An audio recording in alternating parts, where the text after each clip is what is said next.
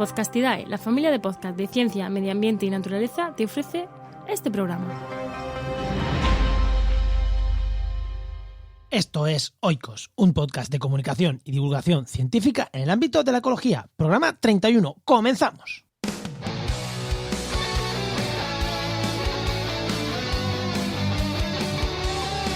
En el programa de hoy nos vamos a separar un poquito de la ecología y nos vamos a ir a conocer cómo dos ramas, la histología, el estudio de tejidos, y la paleontología, el estudio de fósiles, se unen para estudiar tejidos fósiles.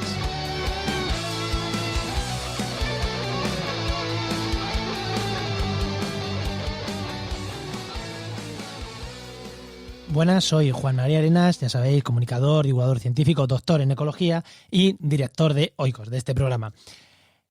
En el programa de hoy quería hablar, realmente yo quería hablar de la evolución de los dinosaurios hacia las aves. Pero en una conversación en Twitter, por ahí en medio, ¿no?, se me cruzó un tema súper interesante, que es el estudio de los huesos fósiles. Y cómo se estudia no el hueso en sí, sino la histología, el tejido, la estructura más o menos celular casi que tienen los tejidos fósiles. Y me resultó un tema tan interesante que dije, a este hombre, al Pacozoico, hay que traérselo, a Francesc Gascó, hay que traérselo a que me hable de esto que está estudiando, que está investigando, para que me hable de esto que a mí me resultó apasionante y saber qué información cómo se puede hacer eso y qué información se puede sacar de ahí. Así que sin más, os dejo con la conversación que he tenido hace un rato con Francesc. Venga, ahí os dejo la conversación y espero que la disfrutéis.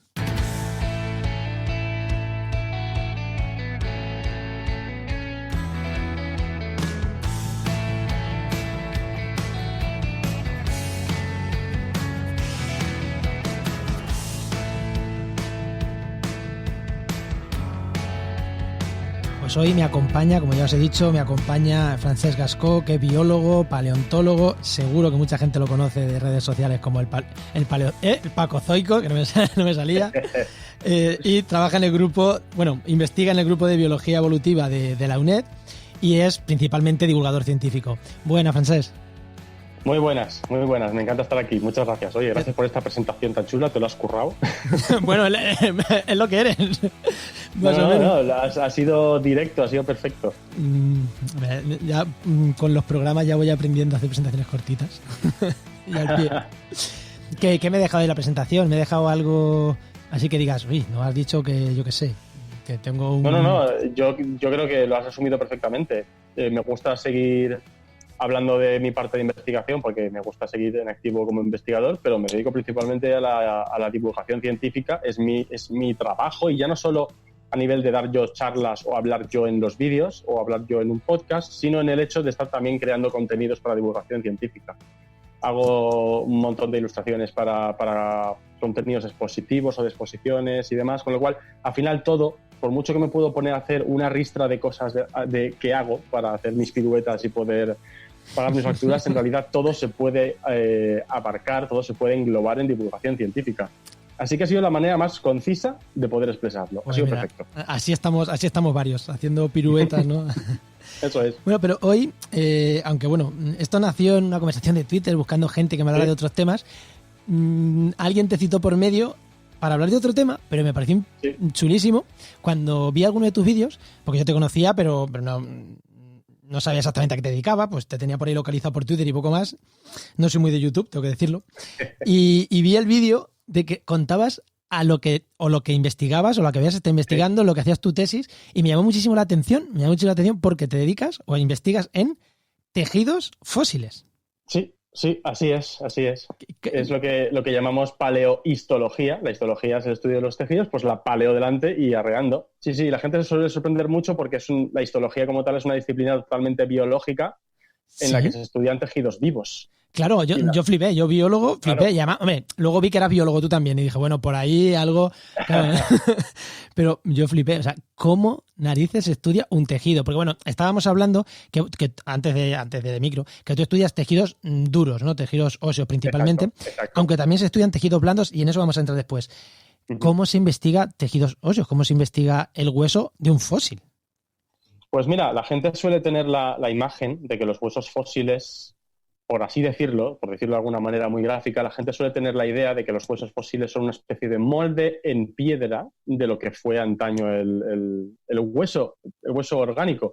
Y lo cierto es que es mentira. Lo cierto es que el propio hueso es el que queda enterrado, el propio hueso es el que absorbe los minerales y está cementado por minerales y demás, con lo cual se conserva siempre la microestructura del propio hueso. De hecho, hasta durante la propia fosilización, lo que es el mineral principal del hueso, que es el hidroxiapatito, pasa durante la fosilización a ser un fluoroapatito, que en realidad se cambia el grupo hidroxilo por el flúor, pero la estructura, digamos, hasta molecular, no se toca prácticamente.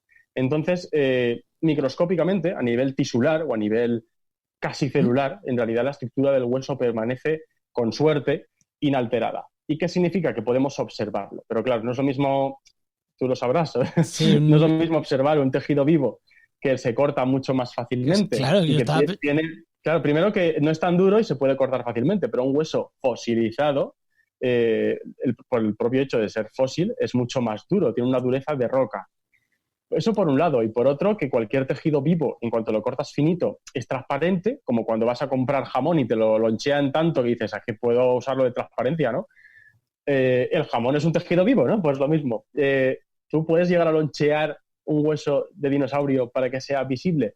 Pues sí, pero claro, la metodología es muy diferente. Al final, lo que es la observación y la extracción de conclusiones y el estudio comparativo es igual, es totalmente igual, y de hecho, comparando tejido de dinosaurios con animales actuales es como se empezó a crear esta disciplina de la paleohistología digamos, hacia finales del siglo pasado, por decir una fecha más bien amplia. Pero básicamente el método por el que llegamos a obtener las muestras sí que cambia, porque evidentemente no es lo mismo un hueso actual vivo, por duro que sea un hueso, no deja de ser algo que puedes cortar. O sea, tú te puedes imaginar cortar un hueso fresco con un cuchillo lo suficientemente sí. afilado. Sin embargo, así como en histología y en citología y en demás disciplinas relacionadas, te puedes imaginar pues, que, por ejemplo, en biología actual, cuando hay que hacer cortes muy delgaditos, se incluye en parafina o alguna vez en alguna resina, pero, en fin, normalmente se corta fácilmente con microtomos y tienes ya un corte del grosor perfecto para directamente ponerlo en tu portaobjetos y mirarlo al microscopio. Es algo que es súper directo. Sí, eso, nosotros, bueno, cualquier estudiante de biología lo ha hecho, o sea que no es una cosa súper complicada. Exacto. Pues nosotros no tenemos un microtomo que nos permita hacer una lonchita de huesito de dinosaurio de tantos micras, porque estamos hablando de que ese huesecito es prácticamente roca. Sí, es como, como cortar un trozo de piedra, sería como cortar un... Sí, o sea, a nivel de dureza es prácticamente igual. Entonces, ¿qué pasa? Que tenemos que hacerlo de otra manera, con microtomo no se hace. Por ejemplo, cortamos con sierras con filo de diamante que normalmente se usan precisamente para cortar rocas en estudios de petrología, mineralogía y demás. Y luego esos cortes lo que hacemos es pulirlos. Y tenemos pulidoras, tenemos también que pulir a mano con una especie de abrasivos hasta que tenemos una cara, digamos, del hueso que sea súper pulida y que sea perfecta para que se adhiera bien al portaobjetos, que los portaobjetos son prácticamente como los de biología, pero en realidad son de los que se usan en geología para láminas delgadas de rocas, porque son un poquito más gruesos, las proporciones son un poco diferentes, son más anchos y son un poco más gruesos.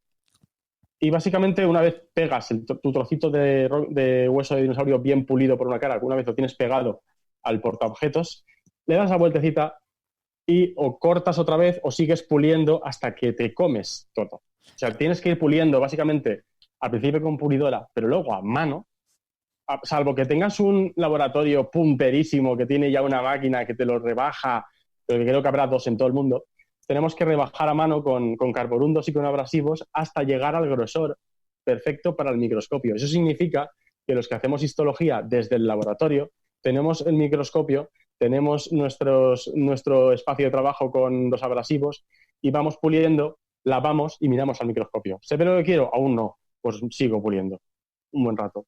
Y otra vez, lavo y miro al microscopio. ¿Aún no se ve lo que quiero? Repito. Así. O sea, la verdad es que es algo bastante laborioso. Porque para que la gente, quien no lo sepa, tenemos que conseguir una lámina tan delgada que entre la luz. Sí, es que claro, en cualquier microscopio tiene que entrar la luz. Sí, tiene que poder entrar la luz, tiene que pasar la luz a través de la muestra para que nosotros podamos visualizar la estructura de esos tejidos. Y claro, en un tejido biológico actual es bastante más fácil conseguir ese grosor que en un hueso grande. Luego, hay algunas metodologías que se han puesto de moda en las últimas décadas. Por ejemplo, hay gente que saca como testigos, con una especie de taladro, sacan un testigo del huesecito, entonces tú ya trabajas cortando y puliendo una porción pequeña de la sección del hueso que te interesa, no vamos cortando el hueso entero. Y luego también, si tienes la suerte de que también tienes instalaciones o tienes acceso a instalaciones y tu muestra es pequeñita, puedes llegar a meterlo en microcetes, o sea, en tomografías de alta resolución de cosas pequeñas, de muestras pequeñitas, que lo que hace básicamente es que te hace una tomografía a una resolución tan bestia que puedes llegar a ver el tejido óseo sin cortar la pieza. Pero esos dos casos son bastante extraordinarios. La gente de a pie acabamos cortando con la sierra el trozo de hueso que nos interesa y lo pulimos y lo volvemos a cortar y pasamos horas de pulido a mano hasta que puedes verlo al microscopio. La gente que no sabe cómo funciona el mundo de la ciencia, esta parte técnica es lo más normal en ciencia, ¿no? Es que es súper normal. El que tiene los megas laboratorios, lo que te has dicho, son 2 en el mundo. O sea, la gente lija en mano y a lijar, ¿no? Vamos a pulir. La cosa es, ciencia se puede hacer siempre, porque para hacer ciencia no hace falta más que tener tu coco y darle al coco y tener una metodología, ¿no? que sea buena y aplicarla. Luego vienen las facilidades. A más medios, a más subvenciones y demás, pues puedes hacer que esa ciencia se haga más fácil, más rápida y así puede llegar a producir más. Pero ciencia en realidad podemos llegar a hacer prácticamente todos los investigadores, con más o con menos recursos. Y ahora una duda que seguro que mucha gente que está escuchando, sí. Cuando te pones a pulir rápida, no puede pasarte que te pases de roscas y rompas la muestra, o sea, que te tires una hora puliendo, y cuando dices, ya casi, voy a pulir un poquito más, y te la cargues. Hay una cosa que hacemos la gente que estamos puliendo en muestras, ya no solo de histología, sino también muestras de láminas de gas de rocas o estas cositas, y es que solemos trabajar en serie. Y ahora te cuento por qué viene esto. Trabajando en serie tienes varios fragmentos de hueso que lo estás puliendo a la vez, lo estás pegando al portaobjetos a la vez. Hacemos también lo de trabajar en serie porque normalmente las resinas que usamos para pegar la muestra al portaobjetos tardan como 48 horas en fraguarse bien. Entonces no vas a estar de brazos cruzados mientras tienes una muestra secándose. Empiezas a trabajar en otra, ¿no? Y por eso se trabaja con muchas muestras a la vez, todo debidamente etiquetado, no te lleves un susto. ¿A dónde voy con esto? Que incluso sacamos varias láminas delgadas, varias muestras, por así decirlo, bueno, varias láminas de cada muestrecita. Y esto es porque, como tú dices, puede pasar cualquier accidente. O sea, yo recuerdo, por ejemplo, al empezar a hacer histología, al empezar a hacer lo que es el protocolo de histología en el laboratorio, que teníamos una pulidora que era un disco que en vez de estar rotando de manera perpendicular para cortar, lo teníamos, era un disco diferente, evidentemente era para pulir, estaba horizontal y lo que hacías tú era la muestra, simplemente dejarla caer sobre el disco y como iba girando a ciertas revoluciones, te pulía la superficie. Aunque luego tenías que apurar más a mano, el primer pulido de quitarte la parte más grosera ya lo hacías con la máquina. Pues bien, era muy fácil que de repente apretaras menos de lo que querías estar apretando y de las revoluciones te saliera disparada la muestra por todo el laboratorio. ¿Que le podía dar a un compañero? Sí. ¿Se podía incrustar en un cristal? También. Lo menos malo que te podía pasar es que la muestra se rompiera. Si era aún el trozo de hueso, pues puedes volver a pegarla porque por suerte eran fósiles muy, muy, muy fuertes. Pero si ya te pasaba con la muestra con el portaobjetos, eso ya era víctima. Ya otra Entonces, cosa. Podía pasar eso, que de repente te cargaras el propio portaobjetos, saliera disparado o alguna cosa así al estar puliendo con la pulidora. O luego lo que tú dices, al estar puliendo a mano, es muy fácil también que igual, vale que vamos puliendo poco a poco y mirando al microscopio, pero es muy fácil que te pongas a pensar en las musarañas de lo que tienes que comprar luego en el supermercado y cuando te des cuenta no tienes muestra, o otra cosa que es incluso más habitual, que como el portaobjetos es más o menos largo, no puedes ejercer la misma presión en todo el portaobjetos todo el rato y trabajamos con nuestras manos. Con lo cual también es muy habitual que a veces no estés tan concentrado como deberías y acabe puliéndose del todo la muestra en un lateral y en el otro donde se quede gruesa. Y dices, madre mía, ¿ya qué hago? Intento pulir la parte gruesa para ver si salvo la muestra y veo algo. O sea, que esto es una movida. Por eso sacamos varias láminas de cada muestra, ya no solo para tener más muestra que ver, sino también para tener más réplicas en caso de que alguna desaparezca. Es que en realidad es un trabajo muy, muy manual. Muy manual. Y por seguir con la parte técnica, cuando vosotros hacéis esto, destrozáis fósiles. Claro, tiene que ser muy curioso que digas, yo quiero investigar eso, pero por otro lado digas, claro, pero es que hay poca muestra. Salvo que tengas acceso a lo de salvo que tu objeto de estudio sean huesitos pequeños, puedas meterlos en tomografía de alta resolución, o incluso, salvo que puedas tener un taladro con una broca que saque testigos para minimizar el daño, pero incluso en ese caso estarías cortando y destruyendo un hueso. Ese trocito te lo vas a cargar y estás arrancándolo. Sí, por eso yo siempre que hablo de histología, a veces hablo exclusivamente de histología y muchas veces suelo empezar a hablar de esto diciendo que somos el terror de los conservadores. Porque el conservador de un museo está intentando que todos los fósiles estén perfectamente conservados, que estén bien restauraditos, que estén todos perfectos, se conserven perfectamente preventivamente para el futuro, y llegas tú y dices, me interesa muchísimo saber el metabolismo de este dinosaurio. Voy a cortarlo. Y es como, vamos a ver. Si hablamos de un dinosaurio o de cualquier especie fósil de la que se tienen muchos ejemplares, dices, bueno, pues sacrificamos uno por el bien de la ciencia y sacamos mucha información. Pero muchas veces estamos hablando de que no se tienen varios ejemplares de muchas especies. Y querer cortar es querer cargarte parte del holotipo o parte del paratipo del material referido. Y eso es como que vais a las costillas, que hay muchas. Lo cierto es que sí. Lo cierto es que, por lógica, es como que hay mucho costillas, pues ahí. Pues mira, tradicionalmente las costillas, cuando haces paleontología, digamos, más tradicional, la parte de sistemática, por así decirlo, en la que tú estudias un resto, lo clasificas, ves sus relaciones de parentesco y ya está, las costillas han estado siempre bastante olvidadas, porque salvo pocas excepciones o algunos caracteres muy puntuales, las costillas no tienen información acerca de la clasificación del bicho. Son un hueso bastante aburrido. Entonces siempre están ahí como que nadie les hace mucho caso. Pues para nosotros nos viene muy bien, porque para estudiar la histología no nos vale cualquier hueso. Los huesos, conforme vamos creciendo, algunos crecen simplemente en longitud y en anchura, pero algunos se remodelan. Para poder estudiar el crecimiento de uno de estos animales, lo mejor es que vayamos a un hueso que crezca en longitud y en anchura, porque si se remodela mucho, al remodelarse, el hueso primario que tiene, digamos, registrado el crecimiento más temprano del animal desaparece para dar forma a un hueso más maduro. Por ejemplo, una vértebra. Una vértebra tiene una forma muy complicada. Por mucho que intentes hacerla crecer en longitud y en anchura, hay trozos de hueso que tienen que desaparecer, otros que tienen que aparecer de nueva formación. Entonces, una vértebra para este estudio no es bastante útil, la verdad. Entonces, ¿qué pasa? Que siempre se ha hecho la paleohistología con huesos largos. Fémures, húmeros, tibias, fíbulas y este tipo de huesos.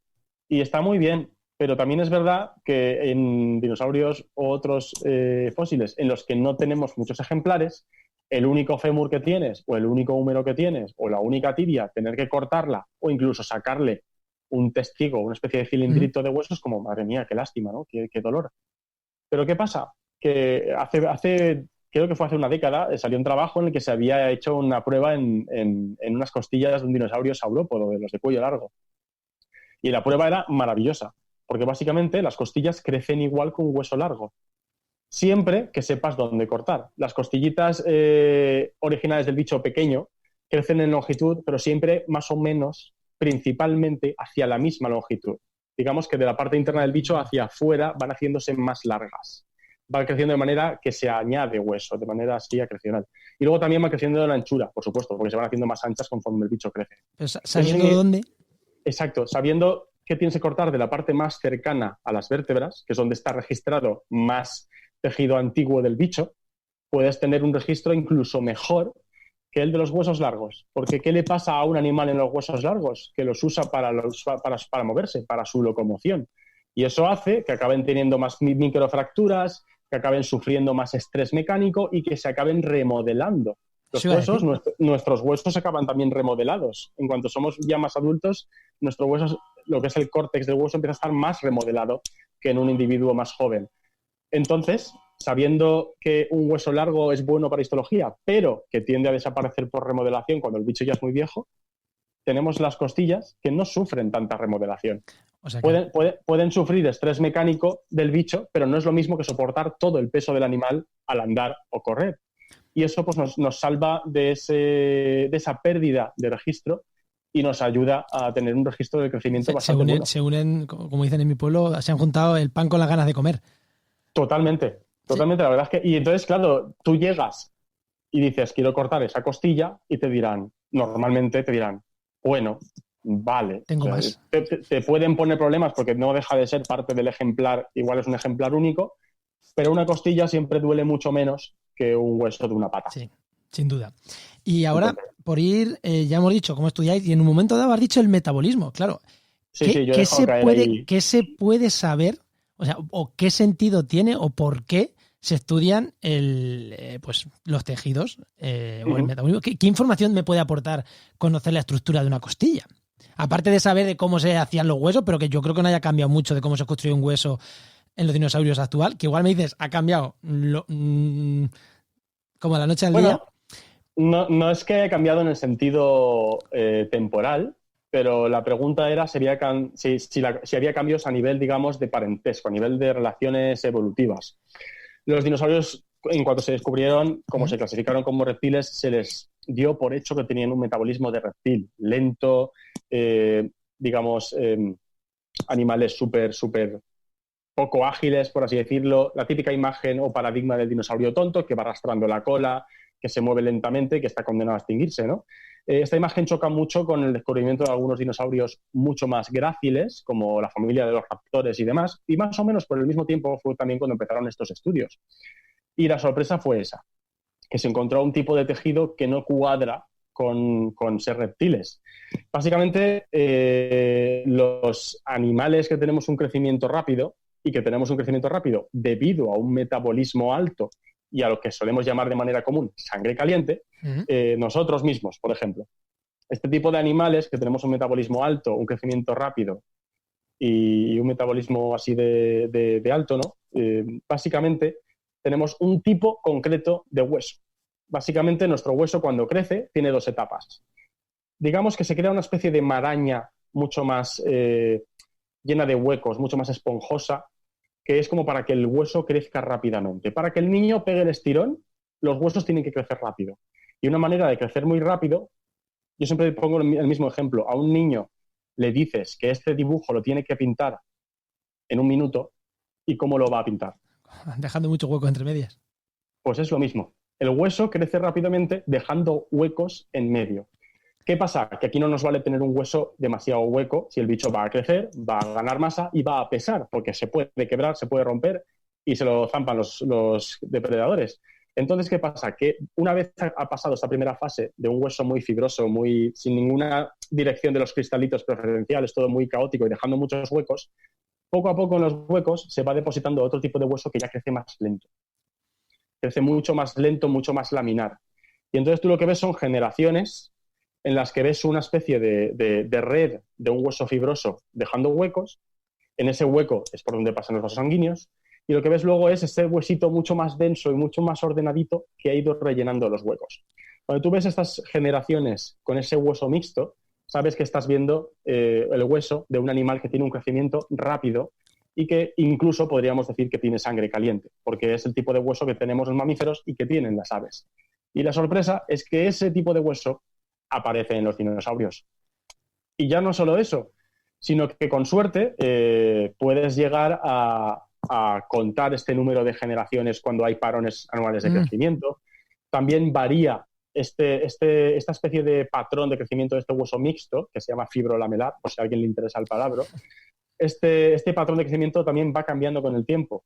Dejarse huecos se relaja conforme un organismo deja de ser tan inmaduro. Y poco a poco puedes seguir lo que es el crecimiento a nivel microscópico. puedes seguir viendo cómo el tipo de hueso es más maduro, el que está creciendo.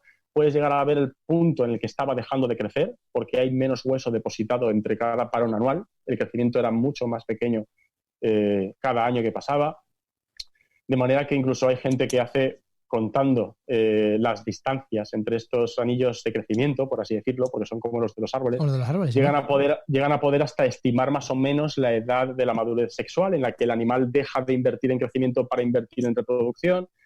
O sea, es una pasada la cantidad de cosas sobre su biología pura y dura que se pueden extraer gracias a cortar una costilla. De Foxy, una costilla rellena de piedra por dentro. Y fíjate la información que nos ha dado, la posibilidad de información que nos ha dado, que se puede sacar Totalmente. de ahí. Además, el hueso este esponjoso, para quien quiera verlo de manera fácil, porque es verdad que en un mamífero pequeño es más difícil ver, pero coger un pollo, el pollo, y partirlo por medio, vais a ver el hueso este esponjoso que estabas tú ahora mismo hablando. Más o menos. Sí, más o menos, porque además se junta que, hay dinosaurios y dinosaurios, y hay muchos dinosaurios, entre los que están las aves y el pollo, que encima tienen la suerte, pero para mí, como paleohistólogo, la mala leche, de tener muchos huesos huecos. Entonces, les ayuda a volar, pesan menos. Eso es, les aligera, y eso lo han usado las aves para poder volar. ¿Qué pasa? Que yo, por ejemplo, estaba cortando costillas de dinosaurios saurópodos, que son los grandes dinosaurios de cuello largo. Pues bien, hay un grupo dentro de este grupo de dinosaurios, los titanosaurios, que se caracterizan por estar muy neumatizados, tienen muy huecos los huesos, hasta el punto de que hasta las costillas las tienen huecas. Y cuando tienes una costilla enterrada durante millones de años y crece en cristalitos, muchas veces hay cristalitos dentro de los huecos, de lo que eran los huecos del hueso. Y yo he llegado a estar cortando una costilla para hacer una lámina delgada y que me estallara en 1000 pedazos porque se había resquebrajado por culpa de los cristalitos que habían crecido dentro. O sea que anécdotas en esta disciplina también hay para dar y vender, desde luego. Curioso que, para que no lo sepa, la intrahistoria de este programa es que yo quería hablar de evolución dinosaurio-ave. Hemos hablado de otro tema y de rebote hemos terminado hablando de dinosaurios y aves.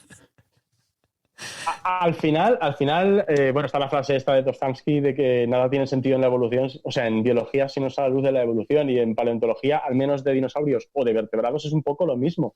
Da igual la especialidad a la que te estés dedicando, da igual lo específica que sea tu especialidad, que tienes que acabar hablando del proceso evolutivo. Y en paleontología, así como en geología, el actualismo está totalmente... Lo usamos actualmente, lo usamos constantemente. El presente es la clave del pasado, y en el caso de los que estudiamos la anatomía, ya sea macroscópica o microscópica, la clave de la interpretación de la anatomía de los animales del pasado están sus parientes del presente. Actual. Con lo cual, incluso estudiando, como es mi caso, dinosaurios de cuello largo, que no son el linaje que dio lugar a las aves, tengo que acabar hablando de aves porque son los últimos que nos quedan y son la clave para entender parte de esta histología y parte de su metabolismo. Y pues antes de cerrar, antes hemos dejado al principio de la conversación, he hablado yo de tejidos duros y de tejidos blandos. Ya por ir cerrando, vamos a darle un pelín. ¿Cómo narices estudian tejidos blandos? Porque pues has dicho que se estudian, me has dicho que se estudian tejidos blandos. ¿Cómo narices se hace eso? Hay dos opciones. La opción que lleva más tiempo es si tienes, hablando en plata, mucha potra, y tienes un yacimiento de los que llamamos de conservación excepcional. Los yacimientos de conservación excepcional se suelen formar en lechos de lagos en los que la sedimentación es muy rápida, suelen ser fondos anóxicos en los que no hay una putrefacción más rápida de los restos que caen al fondo del lago, y digamos que cualquier bichillo, cualquier pajarito, cualquier insecto que cae al fondo del lago antes se queda enterrado que realmente se descompone. A veces incluso esto de que se quede quieto sin alteración está sujeto también a tapetes bacterianos anóxicos. Y bueno, es una movida que estudian también los tafónomos, que son los que estudian como tal el proceso de fosilización. A lo que voy, hay ciertos tipos de yacimientos formados en estas condiciones tan excepcionales en los que se llegan a ver las impresiones o incluso, digamos, restos carbonosos, por así decirlo, de tejidos blandos. O sea, básicamente ves el fósil de lo que fue. No es que estés viendo el tejido, sino que estás viendo la impresión, lo que queda, la marca en la roca de lo que era el tejido blando. Así, por ejemplo, se han podido ver muchas plumas en dinosaurios, se han podido ver contenido estomacal y este tipo de cosas. Esta es una opción. En los últimos años es que el registro fósil nos ha dado un toque de atención de que soy más maravilloso de lo que pensáis y estamos descubriendo que se conservan más cosas de las que creíamos. Creo que fue a finales de los 90 que se partió en una excavación un hueso de un tiranosaurio y se vio un tipo de hueso bastante esponjoso que al principio les llamó la atención porque era un hueso que se parece al que aparece en aves cuando la hembra usa el calcio de sus huesos para formar las cáscaras, ¿no? Con lo cual era una posibilidad de hacer una correlación y decir, este bicho era hembra y había formado huevos. Era un estudio que desde un punto de vista biológico interesaba. Pero vieron, al extraer una muestra de ese hueso, vieron que era como parecía conservar cierta elasticidad y eso era muy raro en un hueso fósil de hace 70 millones de años. Sí. Entonces lo sometieron a desmineralización con unos ácidos de uso de laboratorio y se quedaron con básicamente lo que parecían ser vasos sanguíneos y proteínas elásticas, totalmente elásticas. Esto tuvo trajo mucha cola. Eso trajo mucha cola porque había gente que decía que no, que eso tenía que ser contaminación, que tenían que ser tapetes bacterianos, no sé qué movida, que tenía que ser posterior.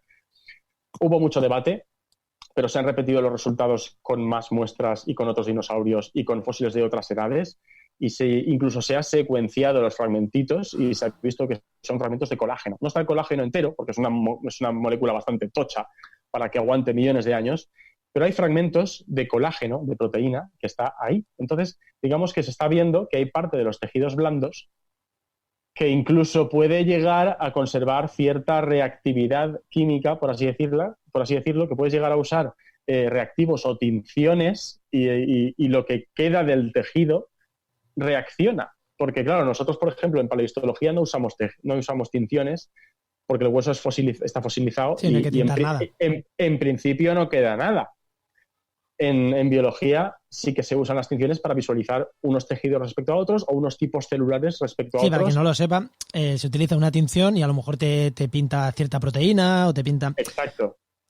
Pues por lo visto hay tejido blando que se conserva que aún reacciona a tinciones. Hace unos meses se publicó incluso que había una muestra de hueso de dinosaurio al microscopio que a lo que parecía ser el nuclito de las células que reaccionaba a la tinción específica de ácidos nucleicos. Y de ADN. Nos estamos volviendo locos. O sea, se conserva más tejido blando del que antes creíamos. Y se conserva más biomolécula de la que antes teníamos. Pero ya os digo, de momento es en condiciones muy excepcionales y los que más estudiamos tejidos fósiles nos estamos dedicando al estudio del propio hueso. Porque... Lo otro son casos muy, muy excepcionales. Sí, muy excepcionales. Y ahí sí que quien los coge son los mega departamentos con las mega máquinas, con... Bueno, no sé qué decirte. Evidentemente, para poder exprimir al máximo un descubrimiento o un yacimiento de conservación excepcional, si tienes más medios, evidentemente vas a exprimirlo mucho más y vas a poder hacer más análisis y vas a poder sacar mucha más información de la que otros no van a poder. Pero tradicionalmente los yacimientos de conservación excepcional los ha estudiado el departamento de turno de la universidad cercana y ya está. Por suerte, hoy en día vivimos en un mundo que al menos yo hablo por paleontología, aunque creo que es algo que es asimilable a toda la ciencia. Vivimos un momento de mucha comunicación, de equipos muy grandes que integran a gente de muchas instituciones, incluso de interdisciplinaridad. Un equipo de paleontología puede tener perfectamente a colaboradores que sean bioquímicos y hasta ahora era algo que también era impensable. Entonces, vivimos un momento muy bueno en el que gracias a la colaboración de muchas universidades y museos, a la creación de grupos de investigación que sean de varias instituciones y no solo de una institución, y a la integración de muchas disciplinas diferentes, se puede sacar mucha más información del registro fósil de lo que podría un único equipo de una única universidad o de un único museo con las limitaciones de material, de subvenciones y de personal que ello conlleva, ¿no? Entonces, es verdad que me he referido, por ejemplo, a la hora de hacer las tomografías o a la hora de hacer todo el tema de análisis de laboratorio, siempre me he referido a que cuanto más opción a material y a estudios tienes, evidentemente vas a poder sacar más información, pero creo que el mensaje que tenemos de hoy en día de la paleontología actual y, por lo tanto, de la ciencia actual, es que podemos llegar a exprimir al máximo cualquiera de estos hallazgos si colaboramos, si jugamos todos juntos, porque ahora mismo hay hay tal cantidad de universidades y museos con investigadores que pueden aportar un granito de su especialidad a la tuya, que creo que vivimos un momento en el que la ciencia es más interdisciplinar que nunca y tenemos que aprovecharlo, porque ya te digo, yo sigo haciendo histología en mi tiempo libre porque me dedico a hacer divulgación científica, pero si de repente nos da nuestro equipo de investigación por hacer un estudio un poco más arriesgado que mezcle también temas de tejidos blandos o de tal o de cual, tenemos a quien acudir. No tienes por qué decir, es que nuestro equipo... No sé hacerlo, claro. No sabemos hacerlo, o es que somos un equipo de una facultad que no tiene tales instalaciones porque son de otra especialidad.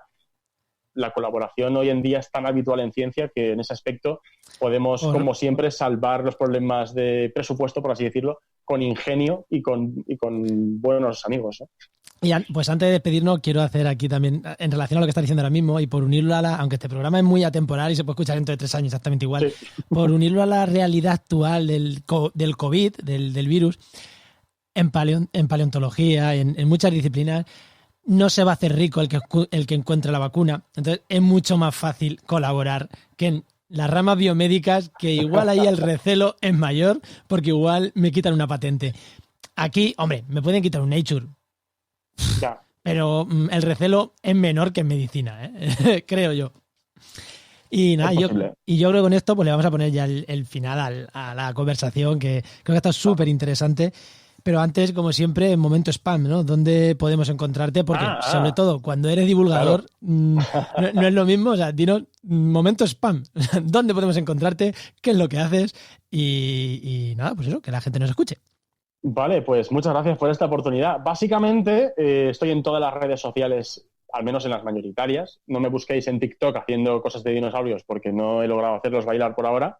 Pero básicamente en Instagram, en Twitter, en Facebook y, por supuesto, en YouTube. Allí donde sea buscáis el Pacozoico y de alguna manera u otra vais a llegar a mí. El canal de YouTube como tal es el Pacozoico, es en el que estoy constantemente colgando vídeos de divulgación científica centrados en paleontología, dinosaurios y temas afines. Si encontráis mi YouTube ya podéis encontrar lo demás. En Twitter como en Instagram lo que hago es un poco como hacerme eco de lo que voy haciendo en el canal. Sigo teniendo el blog que también tiene el mismo nombre, el Pacozoico, aunque siempre digo que los tiempos dorados del blog como tal pasaron y me pasé a hacer contenidos audiovisuales que parece que llegan a más gente, con lo cual allí de vez en cuando voy colgando las actualizaciones también. Si me buscáis en YouTube como el Pacozoico y en cualquier red social buscando también el mismo nombre, me encontráis sin ningún problema. Sin ningún problema, ¿no? Yo te encontré por ahí, o sea que sí. es fácil, además es un nombre muy, muy llamativo, o sea que se encuentra fácil. Y tienes también algún otro podcast, ¿no? Sí, es verdad. También podéis buscarnos por Dinobusters. Estamos en Cuonda, en iVoox y en iTunes. Y también en Spotify, que hemos entrado a Spotify hace poco. Y seguro que en más sitios. Hablamos, sí, por supuesto. Hablamos siempre de paleontología, centrándonos en dinosaurios y otros vertebrados del Mesozoico, de su misma época más o menos. A veces también hablamos de cultura popular, porque creo que los paleontólogos de dinosaurios le debemos mucho a la cultura popular, porque es una manera de entrada de lo que sabemos nosotros sobre, o lo que vamos descubriendo sobre dinosaurios de cara al público en general.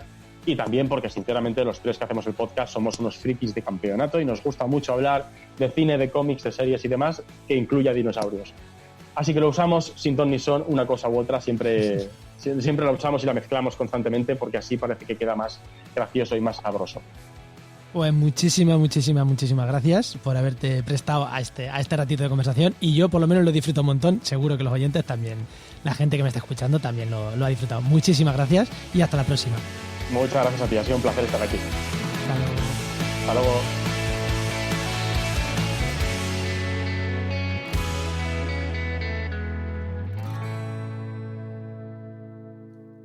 Bueno, esto ya llega al final, pero antes de despedirme quiero decirte que si en tu institución, en tu universidad o en cualquier sitio donde trabajes necesitáis labores de comunicación científica especializada en ciencia, medio ambiente, naturaleza, puedes contactar con nosotros para hacer un podcast, para editar un podcast, para hacer una página web, para llevar la gestión de redes sociales. En general, todo, ya seamos nosotros desde Oikos MSP o gente con la que trabajamos y con la que tenemos contacto, gente con la que nos llevamos muy bien y sabemos que son buenos profesionales, ponte en contacto con nosotros y buscamos la mejor forma, ¿no?, de llevar un poquito más, ¿no?, esa comunicación que estáis haciendo, y la llevaríamos gente pues especializada, ¿no?, en el tema. Ya sabéis, en oikosmsp.com/contacto podéis contactar para lo que queráis.